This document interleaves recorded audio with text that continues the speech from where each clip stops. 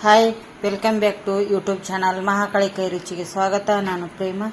ನೋಡಿ, ಇವತ್ತು ಸಿಂಪಲ್ ಆಗಿ ಚೆನ್ನ ಮಸಾಲ ಮಾಡ್ತಾ ಇದ್ದೀನಿ.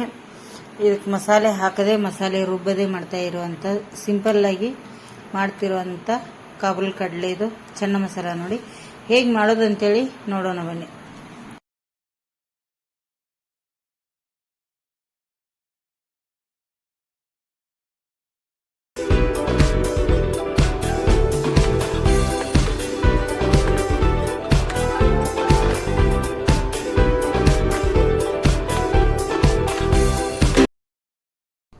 ನೋಡಿ, ಕಾಬೂಲ್ ಕಡಲೆದು ಚೆನ್ನ ಮಸಾಲ ಮಾಡ್ತಾ ಇದ್ದೀನಿ. ತುಂಬ ಈಸಿಯಾಗಿ. ಇಲ್ಲಿ ನಾನು ಮಸಾಲೆದು ಏನು ರುಬ್ಬಿ ಹಾಕ್ತಾ ಇಲ್ಲ, ಹಾಗೆ ಸಿಂಪಲ್ಲಾಗಿ ಮಾಡ್ತಾ ಇದ್ದೀನಿ. ಮಸಾಲೆ ರುಬ್ಬಿ ಹಾಕೋದು ಇನ್ನೊಮ್ಮೆ ತೋರಿಸ್ತೇನೆ ನಾನು ನಿಮಗೆ. ಇಲ್ಲಿ ನೋಡಿ, ಈಗ ಕಾಬೂಲ್ ಕಡಲೆ ತೊಗೊಂಡಿದ್ದೀನಿ, ಒಂದು ಬೌಲಷ್ಟು. ರಾತ್ರಿ ನೆನೆ ಇಟ್ಟಿದ್ದೆ. ಈಗ ಸ್ವಲ್ಪ ಉಪ್ಪು ಹಾಕಿ ಈ ಥರ ಬೇಯಿಸಿಟ್ಟಿದ್ದೇನೆ ಫ್ರೆಂಡ್ಸ. ನೋಡಿ, ಈಗ ಕಾಬೂಲ್ ಕಡಲೆ ರೆಡಿ ಇದೆ ಅದನ್ನು ಮಾಡಲಿಕ್ಕೆ. ಮತ್ತು ಸ್ವಲ್ಪ ಶುಂಠಿ ಬೆಳ್ಳುಳ್ಳಿ ಪೇಸ್ಟನ್ನು ಕೂಡ ತೊಗೊಂಡಿದ್ದೀನಿ. 1 ಟೇಬಲ್ ಸ್ಪೂನಷ್ಟು ಜೀರಿಗೆ. ಇಲ್ಲಿ ಚಿಕ್ಕದು 2 ಟೊಮೆಟೊ ಸಣ್ಣದಾಗಿ ಕಟ್ ಮಾಡಿಟ್ಟಿದ್ದೀನಿ. 2 ಈರುಳ್ಳಿ ಕಟ್ ಮಾಡಿಟ್ಟಿದ್ದೀನಿ. 2 ಕಾಯಿ ಮೆಣಸನ್ನು ಚಿಕ್ಕದಾಗಿ ಕಟ್ ಮಾಡಿ ಇಟ್ಕೊಂಡಿದ್ದೀನಿ. ಸ್ವಲ್ಪ ಇಲ್ಲಿ ನಾನು ಕರಿಬೇವನ್ನು ತೊಗೊಂಡಿದ್ದೀನಿ. ಮತ್ತು ಸ್ವಲ್ಪ ಚಿಲ್ಲಿ ಪೌಡರು ಖಾರಕ್ಕೆ ಅನುಗುಣವಾಗಿ. ಮತ್ತು ಚೆನ್ನ ಮಸಾಲೆ ಪೌಡರ್ 1 ಟೇಬಲ್ ಸ್ಪೂನು. ಮತ್ತು ಧನಿಯಾ 1 ಟೇಬಲ್ ಸ್ಪೂನು. ಇಲ್ಲಿ ಸ್ವಲ್ಪ ಕೊತ್ತಂಬರಿ, ಸ್ವಲ್ಪ ಅರಿಶಿನ ಹುಡಿ, ರುಚಿಗೆ ತಕ್ಕಷ್ಟು ಉಪ್ಪು, ಸ್ವಲ್ಪ ಎಣ್ಣೆ. ಇಷ್ಟಿದ್ರೆ ನಾವು ಈಗ ಮಾಡ್ಬೋದು. ಹೇಗೆ ಅಂತೇಳಿ ನೋಡೋಣ ಬನ್ನಿ. ನೋಡಿ, ಇಲ್ಲಿ ಒಂದು ಬಾಣಲಿ ಇಟ್ಟಿದ್ದೀನಿ ಗ್ಯಾಸ್ ಮೇಲೆ. ಅದಕ್ಕೆ 2 ಟೇಬಲ್ ಸ್ಪೂನಷ್ಟು ಎಣ್ಣೆ ಕೂಡ ಹಾಕ್ತಾ ಇದ್ದೀನಿ. ನೋಡಿ ಫ್ರೆಂಡ್ಸ, ಇಲ್ಲಿ ನೀವು ಬೆಣ್ಣೆ ಕೂಡ ಯೂಸ್ ಮಾಡ್ಬೋದು ಬೇಕಂದರೆ. ನಾನಿಲ್ಲಿ ಬೆಣ್ಣೆ ಯೂಸ್ ಮಾಡ್ತಾ ಇಲ್ಲ, ಬೇಕಾದರೆ ಮಾಡ್ಬೋದು ನೀವು ಇಲ್ಲಿ. ನೋಡಿ, ಇಲ್ಲಿ ಈಗ ನಾನಿಲ್ಲಿ ಕರಿಬೇವನ್ನು ಕೂಡ ಹಾಕ್ತಾ ಇದ್ದೀನಿ. ಅದಕ್ಕೆ ಇಲ್ಲಿ ಜೀರಿಗೆ ಕೂಡ ಹಾಕ್ತೀನಿ, 1 ಟೇಬಲ್ ಸ್ಪೂನ್ನಷ್ಟು ಜೀರಿಗೆ. ನೋಡಿಕೊಂಡು ನೀವು ಹಾಕ್ಕೊಳ್ಳಿ. ಮತ್ತು ಕಟ್ ಮಾಡಿಟ್ಟಿರೋಂಥ ಈರುಳ್ಳಿ ಕಾಯಿ ಮೆಣಸನ್ನು ಒಟ್ಟಿಗೆ ಹಾಕ್ತಾಯಿದ್ದೀನಿ. ಈಗ ಇದನ್ನು ನಾನು ಸಣ್ಣದಾಗಿ ಉರಿಯಲ್ಲಿಟ್ಟು ಫುಲ್ಲು ಫ್ರೈ ಮಾಡಬೇಕಾಗುತ್ತೆ. ಇದನ್ನು ಚೆನ್ನಾಗಿ ನಾವು ಫ್ರೈ ಮಾಡಬೇಕಾಗುತ್ತೆ.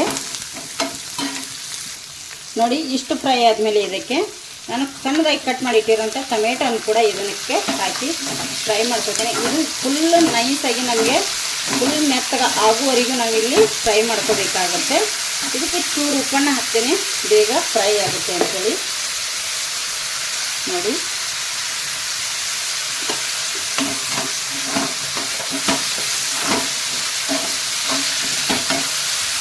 ಇದು ಫ್ರೈ ಆಗಲಿ ಚೆನ್ನಾಗಿ. ಈಗ ನೋಡಿ, ಇಷ್ಟು ಮೆತ್ತಗಾಗಬೇಕು. ನೋಡಿ, ಈಗ ಚೆನ್ನಾಗಿ ಮೆತ್ತಗಾಗಿದೆ. ಇದಕ್ಕೆ ನಾನು ಮಸಾಲೆ ಪದಾರ್ಥನ ಹಾಕ್ತೇನೆ. ನೋಡಿ, ಶುಂಠಿ ಬೆಳ್ಳುಳ್ಳಿ ಪೇಸ್ಟನ್ನು ಕೂಡ ಹಾಕಿದೆ. ಇದೊಂದು 30 ಸೆಕೆಂಡು ನಾವು ಎಣ್ಣೆಯಲ್ಲಿ ಫ್ರೈ ಮಾಡಬೇಕಾಗತ್ತೆ ಚೆನ್ನಾಗಿ. ನೋಡಿ, ಈ ಥರ ಫ್ರೈ ಆದಮೇಲೆ ಇದಕ್ಕೆ ಈಗ ಮಸಾಲೆ ಹಾಕ್ತೇನೆ. ನೋಡಿ, ಇಲ್ಲಿ 1 ಟೇಬಲ್ ಸ್ಪೂನು ಧನಿಯಾ ಹಾಕ್ತಾ ಇದ್ದೀನಿ. ನೋಡಿ, 1 ಟೇಬಲ್ ಸ್ಪೂನಷ್ಟು ಅಚ್ಚ ಖಾರದ ಪುಡಿ ಹಾಕ್ತಾ ಇದ್ದೀನಿ ಫ್ರೆಂಡ್ಸ್. ಇಲ್ಲಿ ನೋಡಿ, 1 ಟೇಬಲ್ ಸ್ಪೂನು ಚೆನ್ನ ಮಸಾಲ ಪೌಡರ್ ಹಾಕಿದ್ದೀನಿ. ಒಂದು ಅರ್ಧ ಟೇಬಲ್ ಸ್ಪೂನ್ಗಿಂತ ಕಮ್ಮಿ ನಾನಿಲ್ಲಿ ಅರಿಶಿನ ಹುಡಿ ಕೂಡ ಹಾಕ್ತಾ ಇದ್ದೀನಿ. ಇದನ್ನೆಲ್ಲ ಈಗ ನಾವು ಚೆನ್ನಾಗಿ ಮಿಕ್ಸ್ ಮಾಡ್ಕೋಬೇಕಾಗತ್ತೆ. ನೋಡಿ, ಮಸಾಲೆ ಎಲ್ಲ ಎಣ್ಣೆಯಲ್ಲಿ ಹೀರ್ಕೊಳ್ಳೋರಿಗೆ ಮಿಕ್ಸ್ ಮಾಡಬೇಕಾಗುತ್ತೆ. ಈಗ ನೋಡಿ, ಇಲ್ಲಿ ಮಸಾಲೆ ಎಲ್ಲ ಮಿಕ್ಸ್ ಮಾಡಿದ್ದೇಲೆ. ನಾವು ಬೇಯಿಸಿಟ್ಟಿರೋಂಥ ನೀರನ್ನೇ ನಾವು ಇಲ್ಲಿ ಹಾಕ್ಕೊಳ್ಳಿ.